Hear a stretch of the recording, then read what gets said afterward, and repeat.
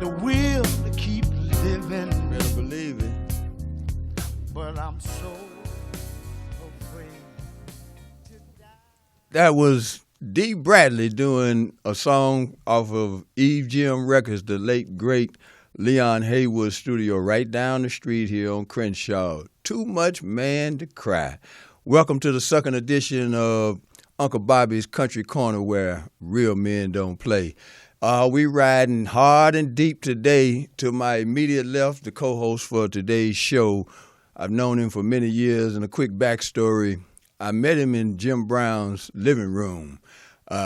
Him and a bunch of other brothers that reminded me of the cats I grew up with back in Murfreesboro, Tennessee. And shortly after I met him, he spearheaded something that saved many, many lives at the height of the gang warfare in the city of Los Angeles. Ladies and gentlemen, would you please meet and greet Brother Daude Sherrills.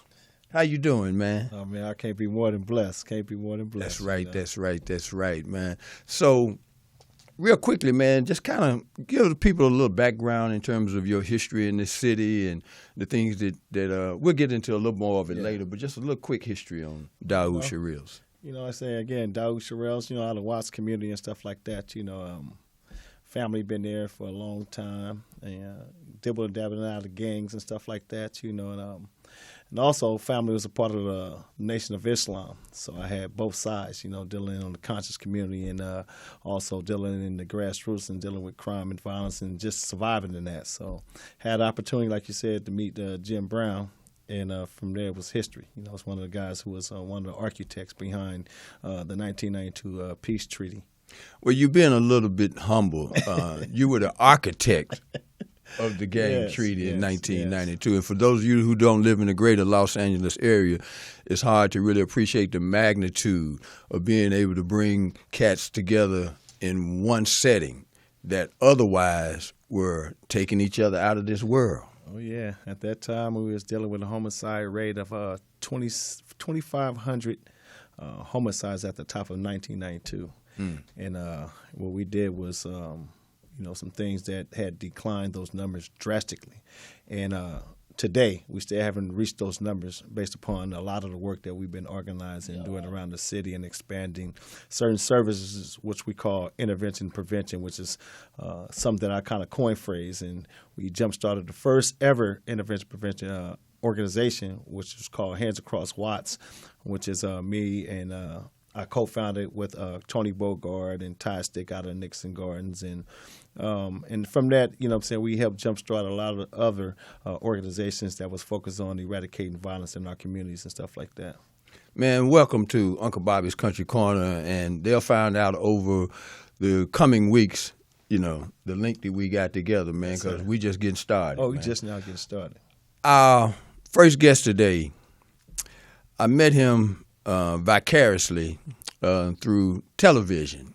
So when I first met him, I didn't know who he was because most of the people around the world think Derek Luke is my first guest today. This is the ANTWONE Fisher. ANTWONE, welcome to Uncle Bobby's Country Corner. How you doing, Uncle Bobby? Yeah, you can call me that.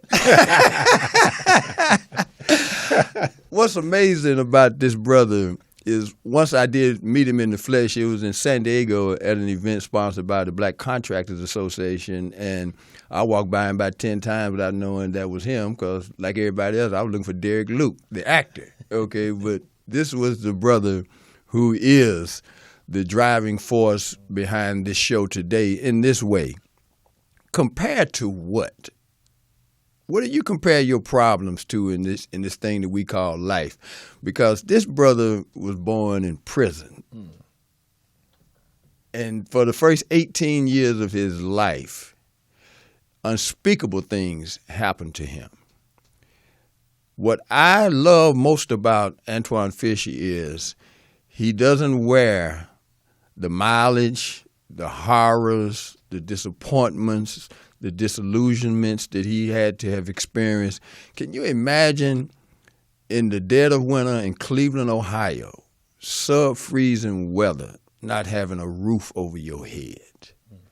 That's the life this brother had to live for the first stage of his life. But what we want to talk about now, first and foremost, is what separated you from the pack? Because many people that have experienced those types of situations never recovered, man. What is it about you internally, externally, that has allowed you to just push right through adversity? You know, when I was younger, I didn't think about it much, but I was, unlike my foster siblings, I more or less accepted the situation that I was in. My foster siblings, they were always reaching out for whatever they could get, like love from their foster parents or their real family once they got a chance to meet them. But I decided that I was in the world alone. So I had a lot of time to think about that. So I wouldn't get disappointed like I saw my siblings get disappointed. So I, over the years, you know, I became kind of not hard as a person, but hard in the way of this was my reality and this is what it is. And so when things would come, I would put it in the category that this difficulty goes with that decision to accept everything. And a part of that, one issue I discovered when I was a kid, I used to always look for people, you know, who would hurt me, like bad people or, you know, like that. And I thought that, you know, for me, that's how I protected myself. But at some point, I realized, I think I was in the Navy, that there were good people in the world, too. So rather than, you know, I kept meeting bad people because I was looking for them. I was looking for them to protect myself, but I started looking for good people, and then I started seeing them. They were everywhere. So then I realized that I should change my focus in the way I thought, even though I was like 19 when I started doing that. And so that part of me that I made hard for the reality, it got softer. And I developed a sense of humor that you know about. Let me ask you this, man. After leaving the Navy, what compelled you to seek a career that you didn't even have a frame of reference for? And let me just frame that. Antwone Fisher is one of the most prolific and well-paid screenwriters of his hue, which means black, in the history of Hollywood. How did you go from being in the Navy, being a security guard in a prison, to one of the most prolific screenwriters in the history of Hollywood that happen to look like I do? Well, I never knew that I could write like that. And I'm dyslexic, so it's difficult for me to read. So I never read a book until I was like 21. I was in the Navy, and I was required to read The Greatest is the book I chose, that book about Muhammad Ali. So I enjoyed reading it so much that I thought I was missing out. So I decided to read because I felt like I could travel, I could get other people's point of views, and it was interesting to see how people thought, and I started liking words. And I always liked music, and in those days when I was growing up, it was basically soul music. And those songs had a story, kind of like they would tell a story. There was a beginning, middle, and end. And I was accustomed to that, and I liked the combination of words. And so when the opportunity presented itself for me to write my story, I wasn't intimidated. In fact, I had heard that I wasn't able to do this or that all my life. So when they told me, because I was a security guard and I hadn't been to college, no writing experience, I just thought that this was just like the other people who said things like that, and they were wrong. And so I went to Save-Ons and got some legal pads and started writing it by hand. And as it turned out, they thought I could write. When you say they, who is they? Well, there was a producer named Todd Black. He would come on the Sony Picture Studio lot all the time, and he was friendly. So I offered him the opportunity to read my work. And he called me like 3 weeks later and said, "I think you have writing talent." He said, "But you need to learn how to write a screenplay." So that involves character development, story arc, and how to actually put a movie together. So he told me I should quit that job, and they gave me an office on the Fox lot. And so for the 4 or 5 months, he taught me how to write a screenplay. I wrote my story, 41 versions of my story, and one day he called me and said that he had sold the story and I should go down to News Corp and get the check. You know, I'm dyslexic, so when I got the check, it was like $2,500. So I'm driving down the street, and every time I come to a stoplight, I pull it out and look at it. It was growing zero. By the time I got to the bank, it was $250,000. I was thinking, maybe I should go around the block. Yeah. Oh, Lord, have mercy. Now, what was the span of time from when you first started figuring out how to become a writer to that monumental moment when you got that fat check? What was that? How long was it? Oh, From the time you first started, it wasn't envisioning doing it. Maybe about 7 months altogether. Mm-hmm. Altogether, it might have been almost a year before I decided that I would write it, and I showed up at News Corp to get the check. It was about almost a year. And how long was it after that the movie evolved? It was 10 years. 10 years. Yeah, so the first,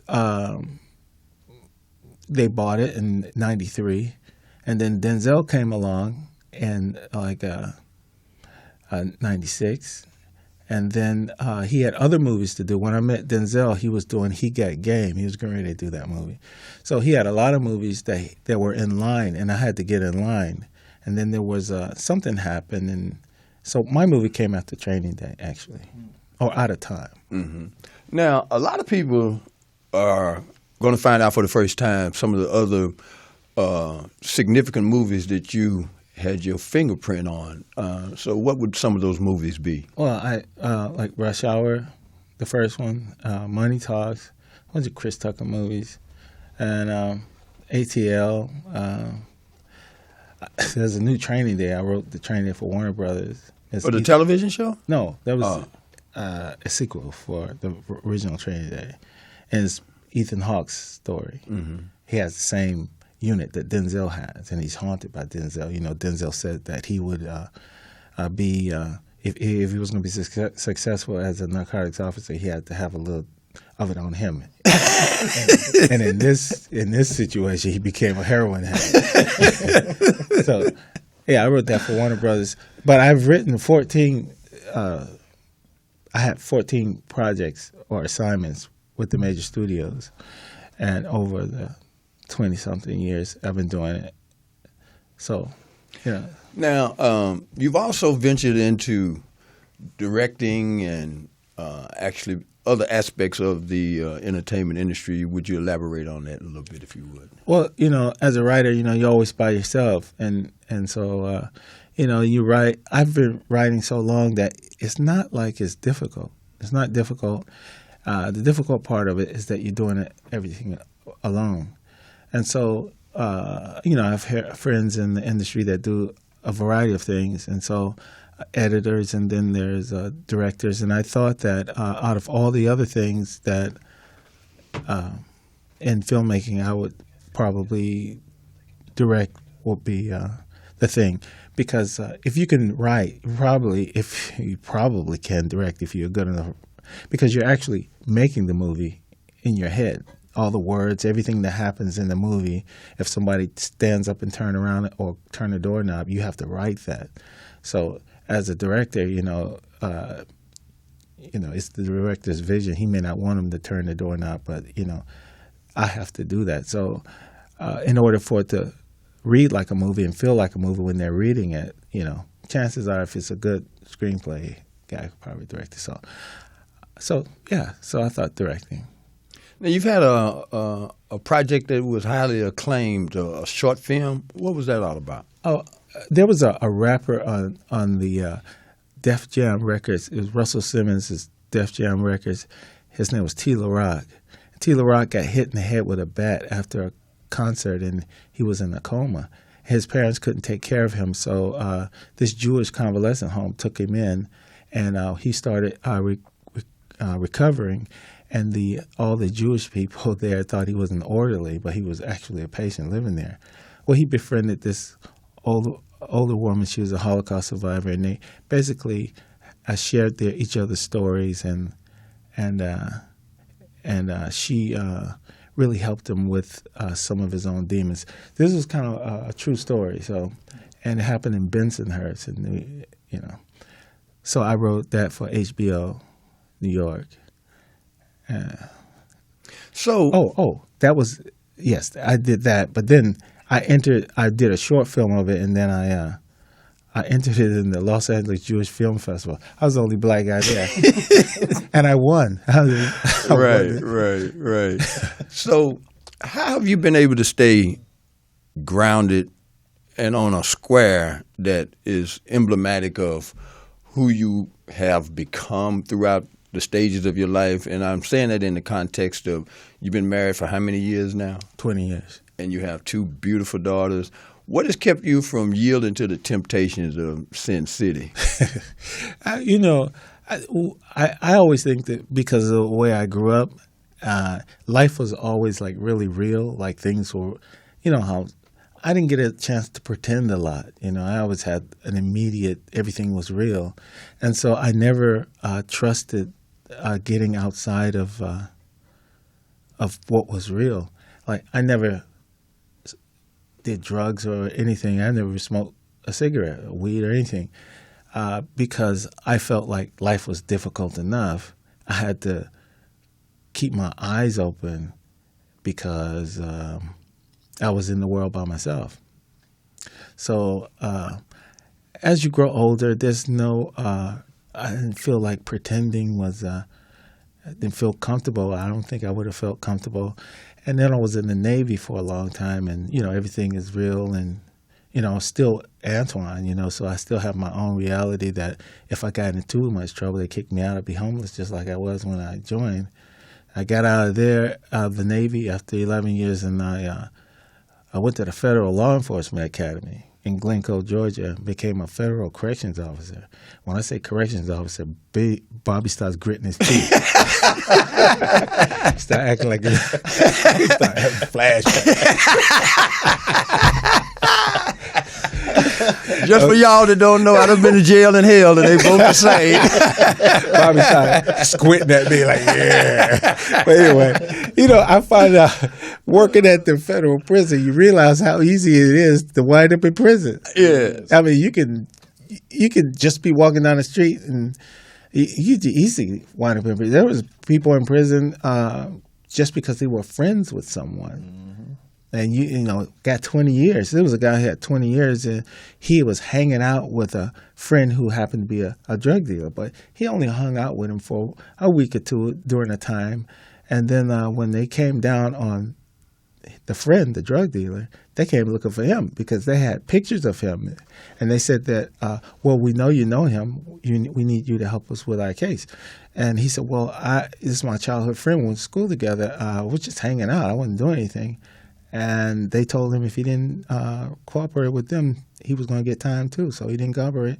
So when I left that job, he had I think 16 years to do. Mm. So what's on the horizon for the ANTWONE Fisher? Well, tonight I'm going to go to bed about 8. Okay, well, when you wake up and thereafter, what's on the menu, I'll man? Continue writing, writing and directing, perhaps, maybe write more books. And speaking of books, you got a couple of books out. Yes. Which are? Finding Fish. Finding Fish. It's a memoir, my memoir. And then A Boy Should Know How to Tie a Tie and Other Lessons for Succeeding in Life. It's a self-improvement book for boys and girls. And a book of poetry. Well, there's some other things that we're not going to be able to get into because of time constraints that I know you got in the can. And when the opportunity presents itself, I'd like for you to come back and ride shotgun with me and talk about some of the things that we didn't get a chance to talk about today. And you invite me back to the country corner? oh man, we got a standing seat for you, man. I'm gonna bring some sunflowers, some corn stock. Oh man, A nice little set piece. oh boy, the softer side of Antoine I love Fisher, Bobby. man. I That's my love people, Bobby. man. That's my people, man. Thank you for being a guest today, man. And seriously, man, I want you to come back as frequently as you feel like it, man, because there's another warm side of you that they haven't completely seen yet, and we want to, open that can up and let that cat out. Okay. All right, brother. All right, man. We're gonna take a short pause for the call. We'll be right back.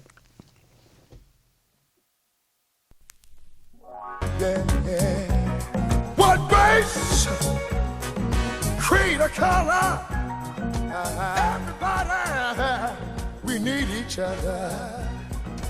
Wake up, everybody. All right, we're black. That was Teddy Pendergrass singing that prophetic song, Wake Up Everybody. Man, no more sleeping in bed, because he who sleeps late in bed would always scratch a poor man's head. We've expanded the dais, for lack of a better word, to include a man who in March, on the 23rd of March, will have defied the odds for 100 years. When he was 3 years old, the doctor pronounced him dead from typhoid fever. He started kicking under that sheet and said, I ain't out of here yet. And after the doctor came back in the office and said, I'll be damned, he is still alive. And he said, but he won't get the comb gray hair. On the 23rd of March, he'll run it through there one more time. Ladies and gentlemen, I wrote this book in conjunction with Mr. Garr. It's called Let's Go to Work, The Millionaire Chronicles of Leon Theodore Garr. Welcome, Mr. Garr, to Uncle Bobby's Country Corner. Hello, boy. Boy, you sharper than a mother-in-law tongue, man. Looking all gangstered up today. And to my immediate right is the heir apparent to the Garr dynasty, his grandson, Mr. Israel Garr. Welcome to Uncle Bobby's Country Corner. Hello, Uncle Bobby.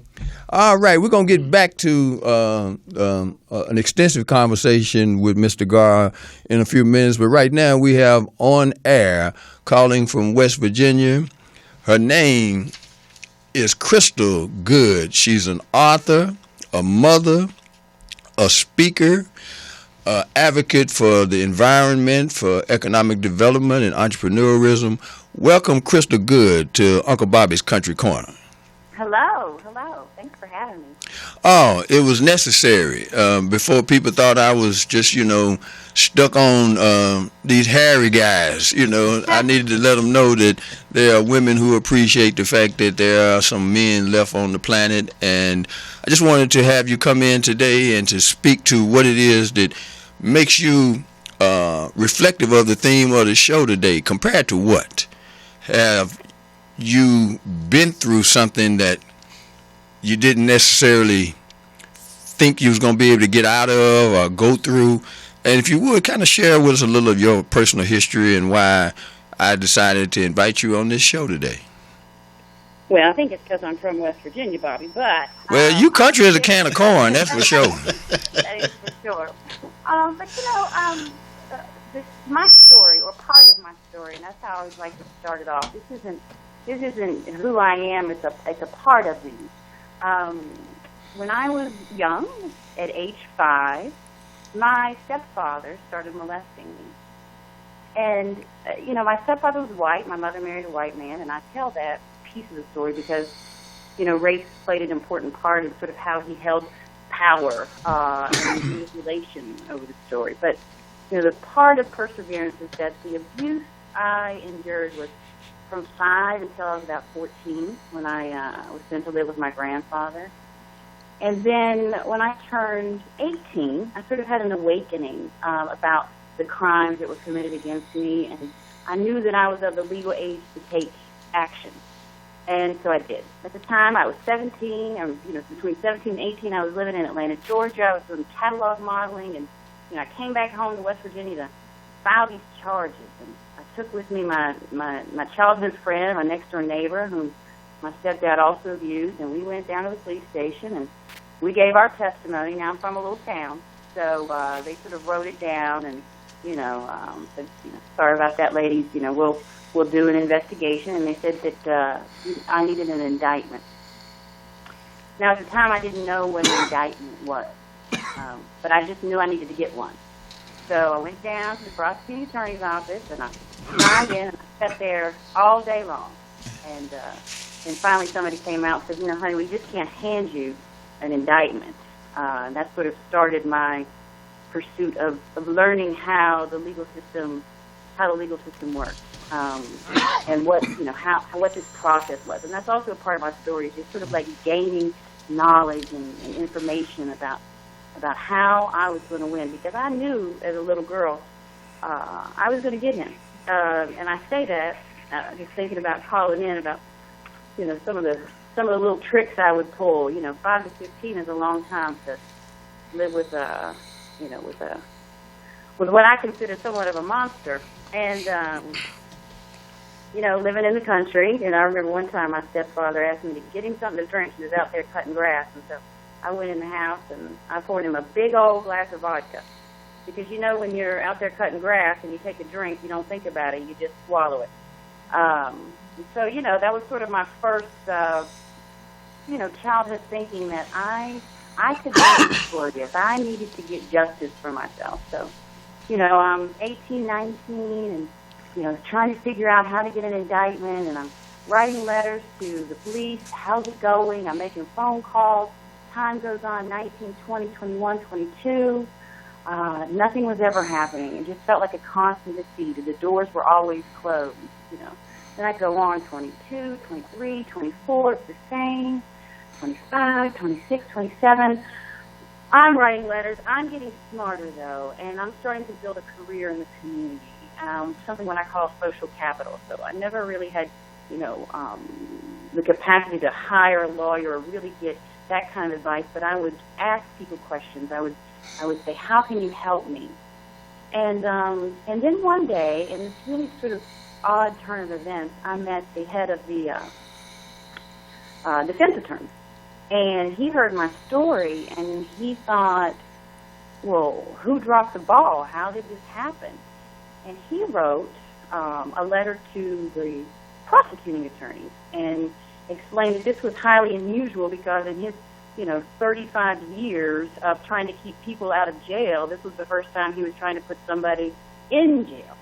And so when that letter was received, they sort of took it serious, and they opened up the investigation again. But still, it was just, more of a dead end. And then one day, I decided that I would take a local attorney, a sports agent that I was doing some work for, with me. I said, will you please just come and sit in this meeting, that I'm having about my case with the folks, because I was, really trying to knock down these doors. I really needed to get that indictment. Now I'm about 15 years in now. And it was kind of amazing that as soon as I left that meeting, bringing just a local lawyer that had stature in the community, that things started to open up.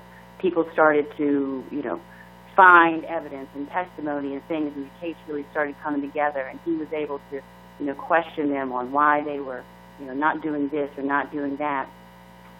And then finally, the indictment was handed down, about 15 counts and counting. And then we had our day in court, and he pleaded guilty, and he went to jail. The judge said it was one of the most heinous crimes that he'd seen, and he sentenced him to the max of the statute allowed, gave him a healthy fine and a very strict probation with, any error would result in jail. So, Crystal, I'm sorry to interrupt you, but in the interest of time, it was 18 years along that route, and on the other side of that, how did your life change once you completed that particular task, and what has allowed you to live a fruitful life in the aftermath of such a horrible episode? Well, I think accepting that this was that the journey has really just taught me to have a long game, to really just endure. When a door is shut, there's another one. There's a window. There's some other way to get into that room, and you never really know. And that people and that sort of social capital are really critical, and that's something I'm able to use in business and advocacy and all the many hats that I wear. It's also, from my story and the advocacy that I take on now is really holding people accountable that knew and didn't do anything. I think that those people are really also important in my advocacy. Is not just to quote unquote stop child abuse, but it's to really look at how things fall through the cracks. Well, I want to thank you for calling in and being a living example of the fact that you don't have to sleep with your fist balled up just because you have some bad experiences with the opposite sex, and you still got a glow about yourself that's, I think, inspiring in many ways. And I want to have you back on the show in the future and share some of your poetry and some of the other things that you are deeply involved in right now. But for now, I'm going to switch reels and get back to the Godfather before he freezes to death up in the studio, because it's kind of chilly in here today, So thank you so much, Crystal, for calling in, and welcome to Uncle Bobby's Country Corner. Thanks for having me. Oh, no doubt. All right, ladies and gentlemen. Again, I've had the privilege of knowing Mr. Garr for nearly 30 years, and I met him when I was working with an organization called Recycling Black Dollars here in Los Angeles. And the thing that stood out to me the most about Mr. Garr was his dignity. He was a very humble man, a very quiet man. He's not going to say a whole lot today, and even 30 years ago he didn't say a lot. But he led with his wallet. He came out here from Ruston, Louisiana. He had very little formal education, but he always used to tell me, he said, Bobby, I made $1 million before I could spell $1 million. But what he did do was accumulate enough wealth by making friends. So, Mr. Garr, are you with me? Yeah, I'm with you. Oh, man. So, how you feeling today? Pretty good. Pretty good. Pretty good. Now, who is this fella here to my right here? That's Israel Garr. Israel Garr. Yeah. Oh, man. What do you think of him, Mr. Garr? Well, he's all right. He's all right. Oh, my goodness. Mr. Garr, you've had such an impact in this community, just in the area that we're in right now, within a matter of a few blocks. It's Garr this, Garr that. Why was it so important for you to put your name on buildings? Well, I don't know, Bobby, but it's very important for I do so. So when you bought the bank, how did you pay for the bank back, 1980, what year was it, 87? 87, 1987, when you bought what at the time was Founders Savings and Loan Bank. How did you pay for that bank? Cash, I paid cash for it. Paid cash for it. Okay, Mr. Garr. So how important is it to accumulate money and pay stuff off instead of paying notes on stuff? You ever paid notes on anything, Mr. Garr? Pay notes? Yeah, you don't even know what that is, do you? I don't pay notes. Why, Mr. Garr? Well, it's important to pay cash for things. You have right. If you pay it on it, you may lose it.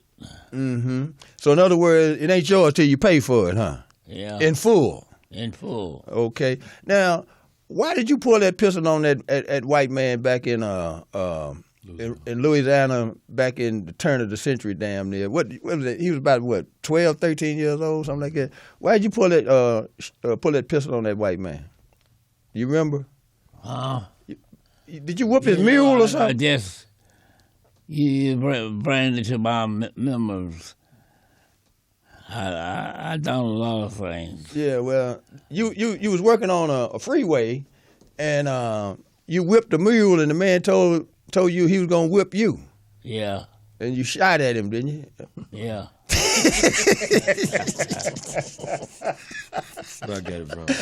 See, that's why he still looks like a gangster, because at one time he really was a man about that.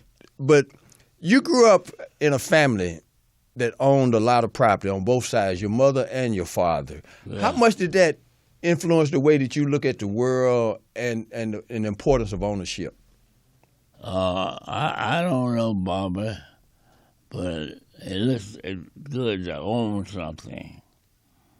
If you own it, it's yours. But if you're paying on it, it belongs to two people, you and the owner. So if I pay the cash for it, I'll be one owner. So, Mr. Garr, you started out as a carpenter, right? Yeah. And you helped build the first brick building on the campus of Grambling University, didn't you? Helped build the first building in Grandma. That's right. And you started a construction company once you came to California. You worked with another gentleman, and when that man passed away, you started the Garr Construction Company, and it's still up and running today. How important is it to have a skill, Mr. Garr? Well, it's very important. If you own it, it's yours. Mm-hmm. But if you don't, if you're paying on it, it's not yours. I got you. Yes, sir. Yes, sir. Yeah. I'm gonna ask a couple of these questions to your nephew. I mean, your grandson here, Israel. Yes, sir. What has it meant to be in his shadow, following his footsteps? It's meant a lot. It's taught me a lot. Just to watch a master at work, that's my teacher. How important is it for you to embolden his legacy going forward? It's very important. Like I said, my grandfather always like you said, it's not yours until you own it. In order to make money, you need to make friends. Put your name on everything you can, and people will respect you. So, what are some of the enterprises that are still in the possession of the Garr dynasty? We have Garr's Body Shop. You have Garr Banquet Hall. You have Garr Child Care. Then you have Kohler Child Care, which is his daughter's, which came from him because he started with Garr and he moved on. My grandfather's done a lot for the community. Man, I've watched kids that went through the school and they come up now, they doctors and lawyers, and they always come back and tell him thank you. It means a lot for him to be my grandfather. Now, is there still such a thing as Garr Construction Company? Because that was at the epicenter of him accumulating West, being a builder. Yes, I'm trying to follow in his footsteps. I went and got my contractor's license. So we're going to try to keep it going. That was the root of the money, Mr. Garr, Yeah. how important is it for us here in Los Angeles to kind of batten down the hatch right here in the Crenshaw district? Because you live up in what we know to be Baldwin Hills. You bought property up there. You built many homes up there. How important is it to us as a people to hold on to what little bit we got left in the Crenshaw area? Well, I hope they do. So, it's sometimes you leave that to somebody, they lose it. And if it's paid for, all you got to do is hold on to it. But if it's not paid for, they got to suffer to try to keep it. Got you, Mr. Garr. So, in terms of when you drive around and see the various properties that you guys still own and the transformation of the Crenshaw district, what does that inspire you to do as a businessman who now is in a position to be a steward for the Garr legacy? That's a good question, Bobby. It inspires me to do more, to reach out and help other people. Like my grandfather said, it's important that us as a people hold on to what our ancestors had, our family. Don't sell it as soon as you get it. Don't go out and buy that Cadillac. Buy the Cadillac after you pay your building off, and do what you can do to help everybody else, to help other people, so we can unite and be as one. So when you got into a position to, well, first of all, the theme of the show today is being able to overcome adversity. What has been some of the challenges you had to face squarely and become a victor as opposed to a victim? growing up, growing up. making Now, the right you decision. spent time in North Carolina as a youngster, right? Correct. So that countryside of you prevails even to this day, so to speak?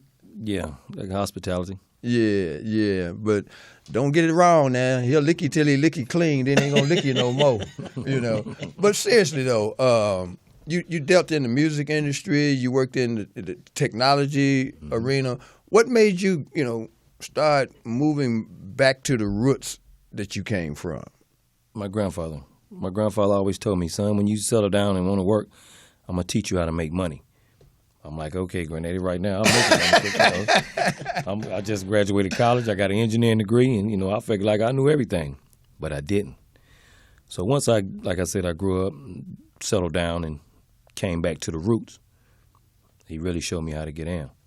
I think this is so important. Daude, you have a question you'd like to ask to either Mr. Garr or Israel? Well, ain't no question. It's just admiration and, respect. And, I'm going to start putting my name on things.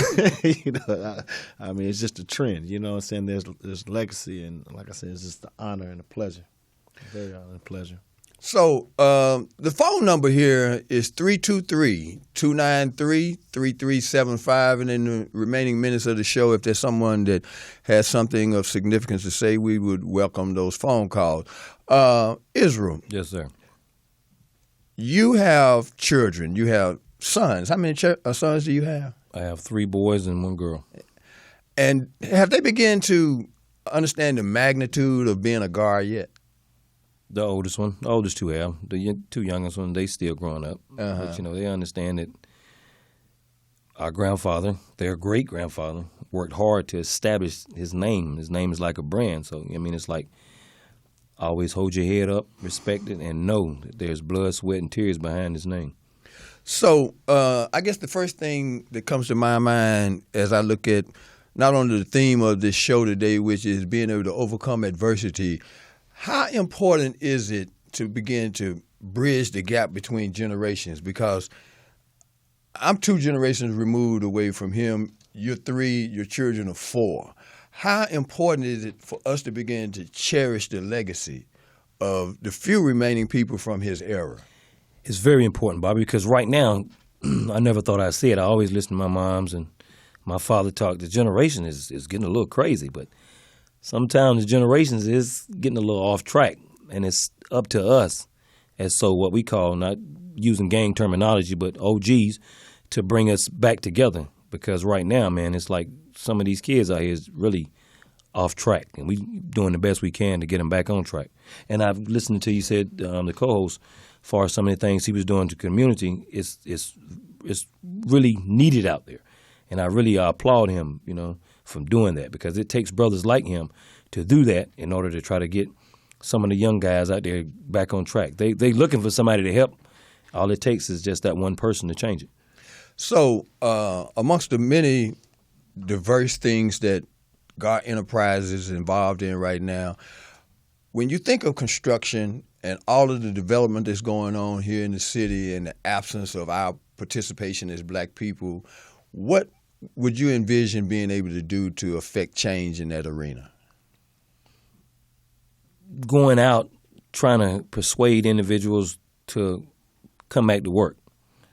I drive to work every morning, and I see a lot of my people standing up. But they get up. I know we can get up, but they getting up doing the wrong things.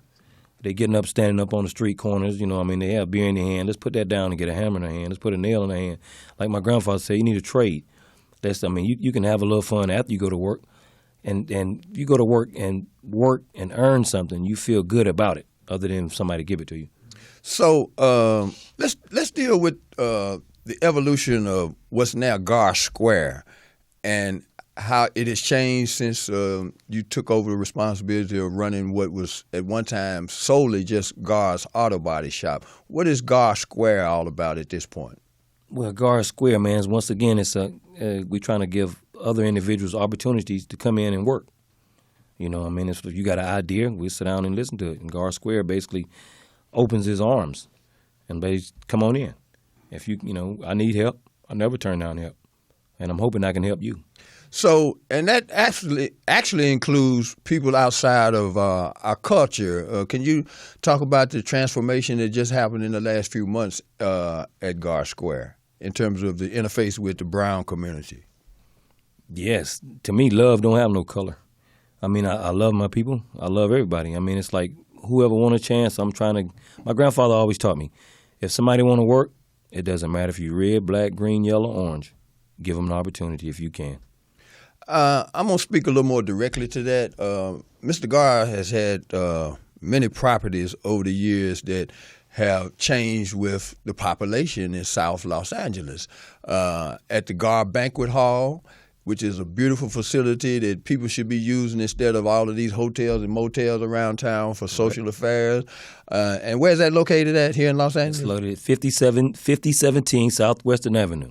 And it's spacious, plenty of parking, and he takes great pride in all of his properties. And adjacent to that is a restaurant.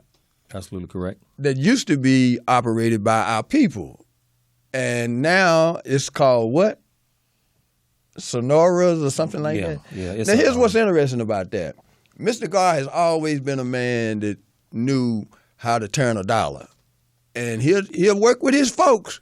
But I'm telling you, he's not going to let you drain his pool. It's not going to happen. And he had enough presence of mind to know that one deal didn't work out, but he still wanted to keep that property profitable. And so he leased it out to these brown folks. And I tell you what, they took and ran with that place to the extent where it stays packed. And the thing that brings a smile to Mr. Garr's face is every first of the month. Oh, my Lord, have mercy, man. Back to Mr. Garr. You didn't have much formal education, did you, Mr. Garr? I don't have any education at all.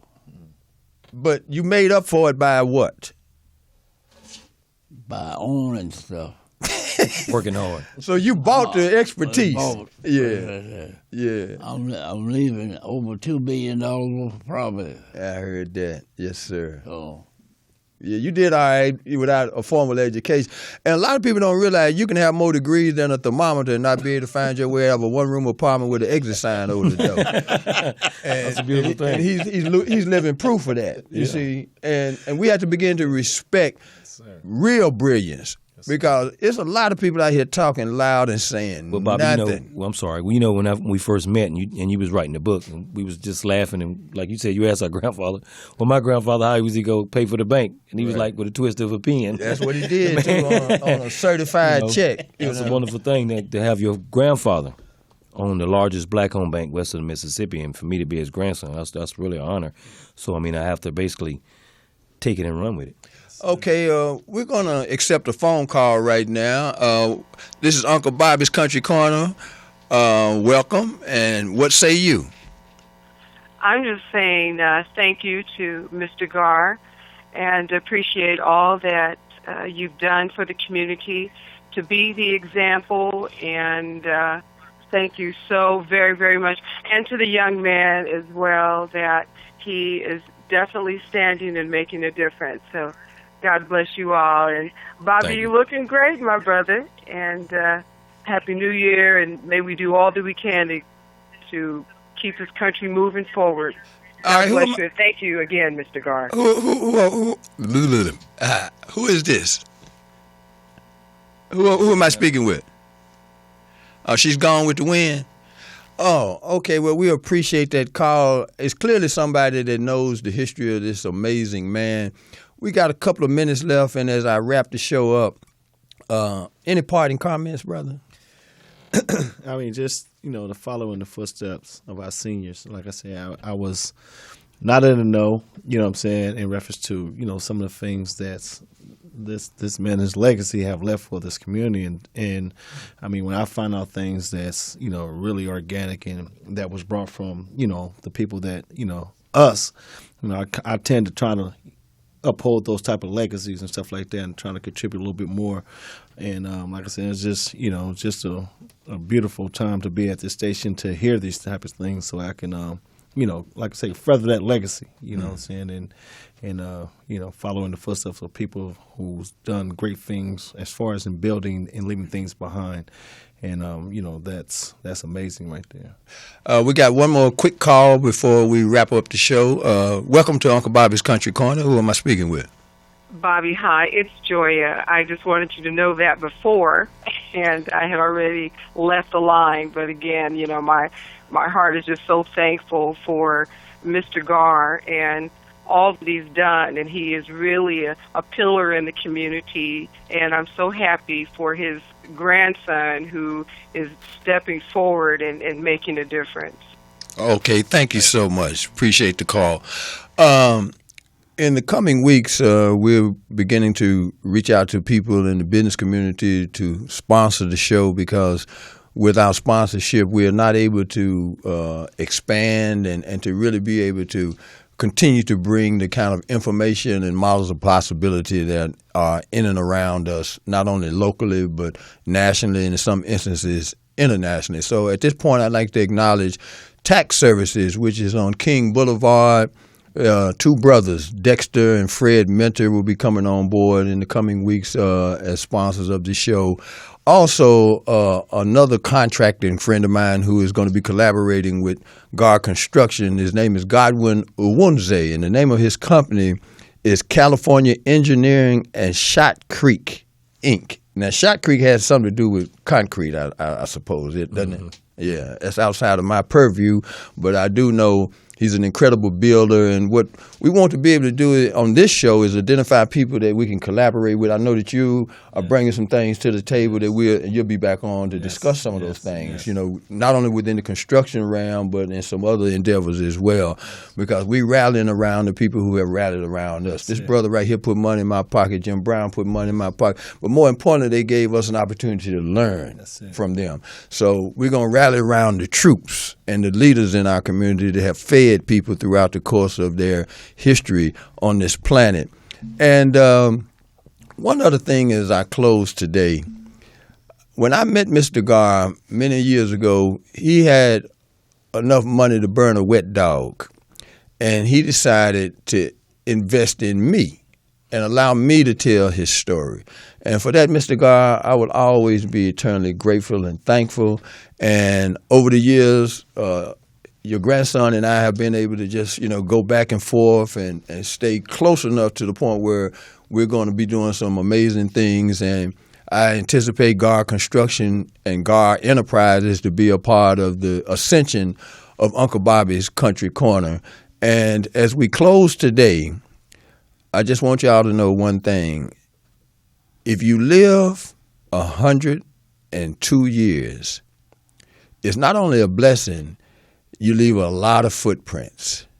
And if we're wise and if we're smart, because I feel like a baby compared to Mr. Garr, we would take heed to some of the things that are universal and fundamental to the circle of life. So in closing, I'd like to say thank you for letting me be myself again, and let's go to work. Let's go to work, baby. Yeah. Each one teach one. That's it.